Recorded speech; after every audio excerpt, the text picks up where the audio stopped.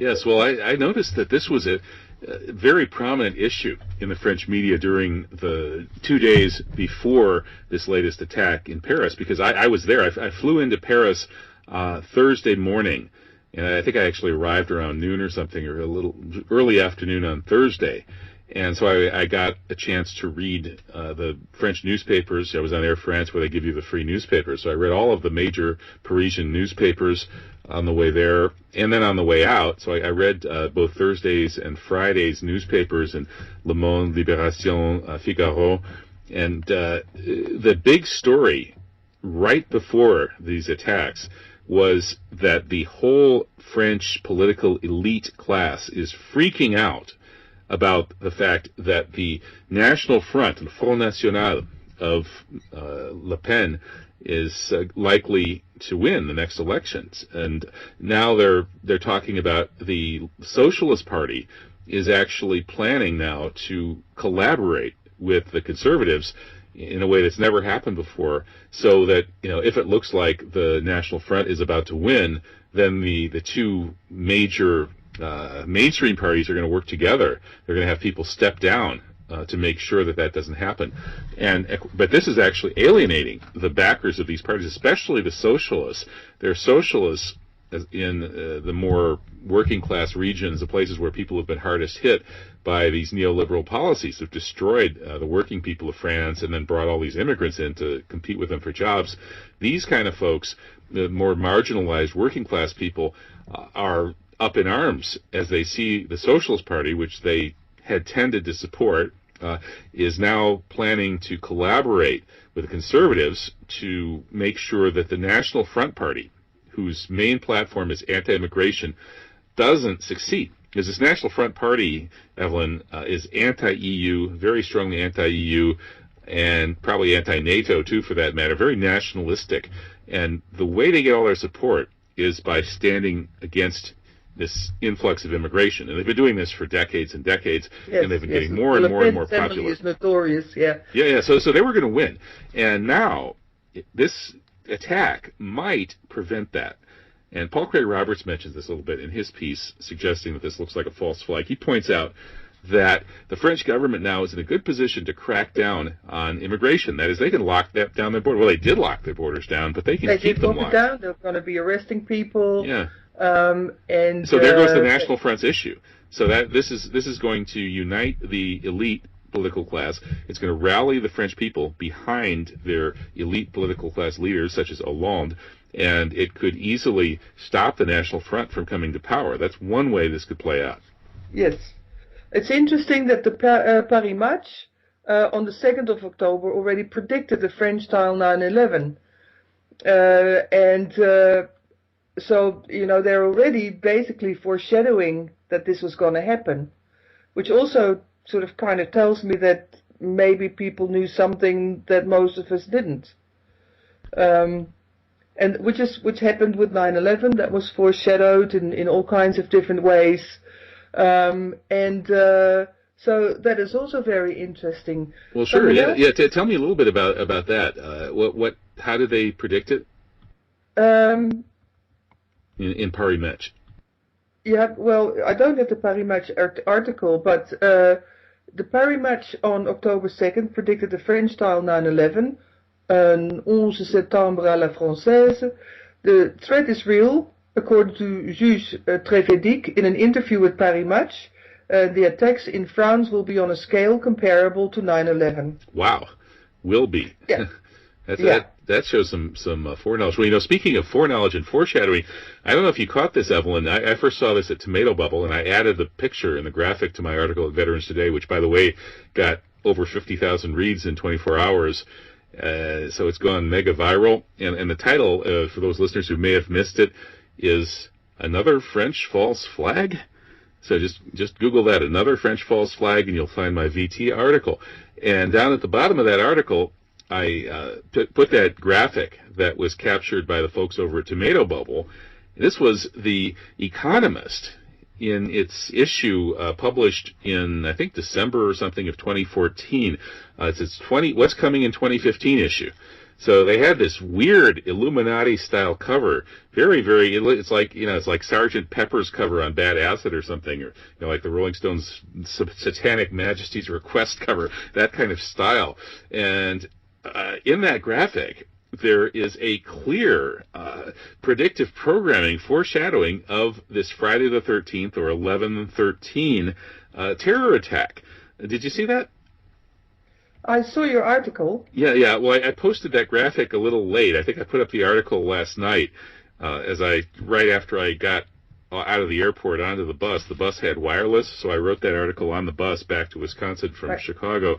And I posted the article, and then this morning I caught this image from The Economist, and it's actually very, very, very damning.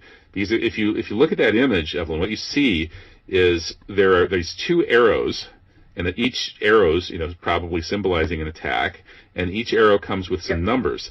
And the numbers there are the digits. There are what I think was it three ones, four ones, a 3 and a 5. Okay, so now this Economist cover is all about what's going to happen in 2015. So you got 6 digits. Now, how are you going to make a date out of those 6 digits, which are apparently, these 6 digits are attached to these 2 arrows that somebody's fired. So that means attack, right? So six digits. Now, if you look at those 6 digits, the only way that you can make those 6 digits become a date in the year 2015 is to put it in the format of 2-digit month, 2-digit date, 2-digit year. And of course, the month and the date could go either way. And in the U.S., we do the month first, but other countries sometimes put the date first. Okay, so you take those digits. How can you turn them into a date in 2015? There's only one way to do it.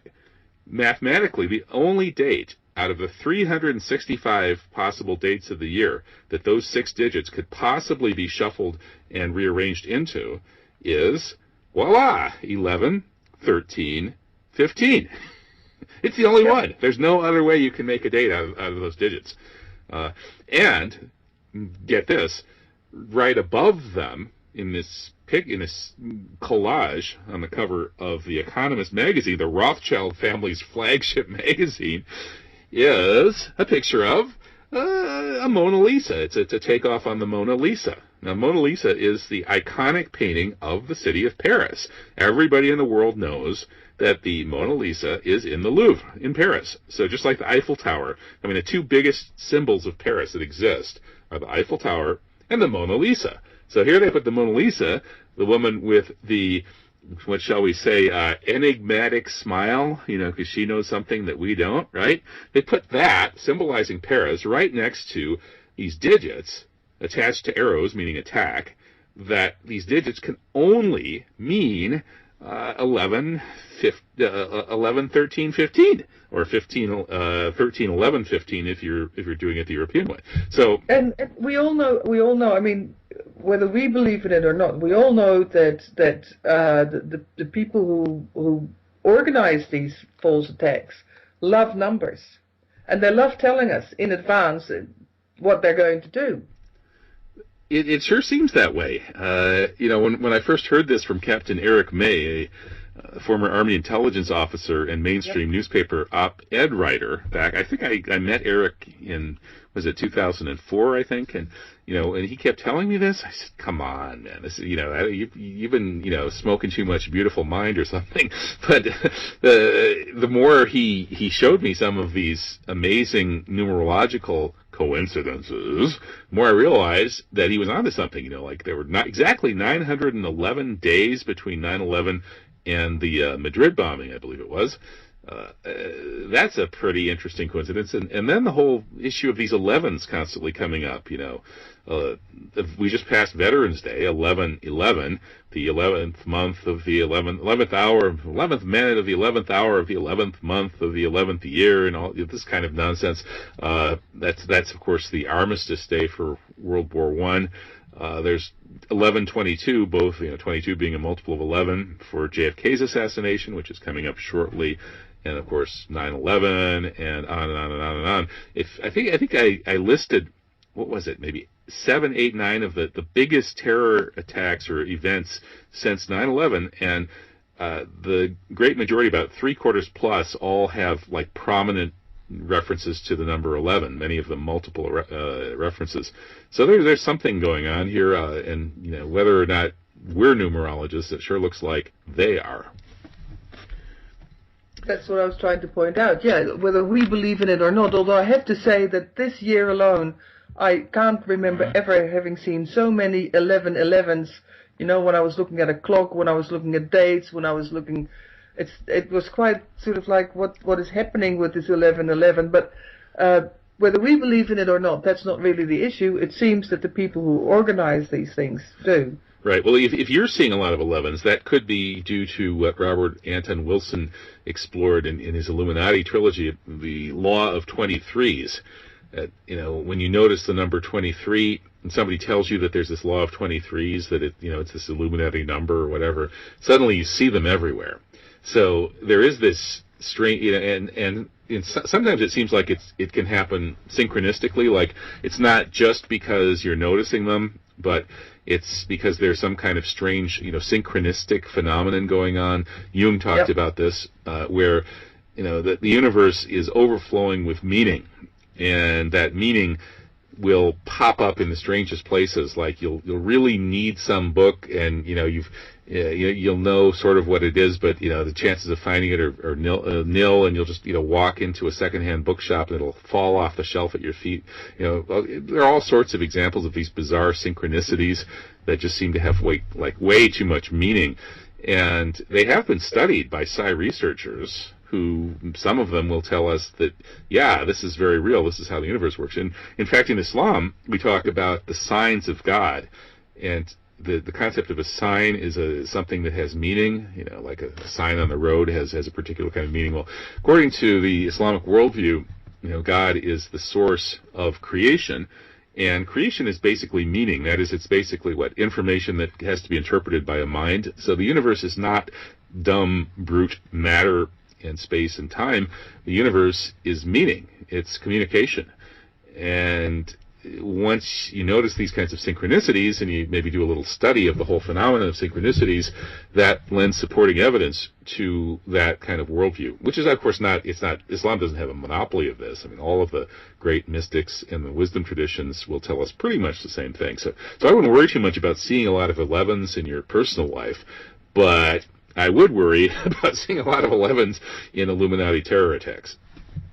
Absolutely. Something else is, I don't know if you've seen this, but today what flashed by was that Spain has now announced that they are putting out arrest warrants for Netanyahu. Hey, well, watch out, Madrid. Exactly. I was going like, okay, where are the other 11s? Could they be related to Spain? Because, of course, if you do something like that, and Netanyahu is involved, it has a very nasty way of turning on the people who are trying to do these things. And Spain, of course, has already been hit. With the Madrid bombings. So we could be in for an interesting ride in Spain as well. Right. Maybe I should talk to Oli Damagard about that. He's pretty good at predicting where the next big European terror attack will pop up. I'll have to talk to him about this latest Paris one.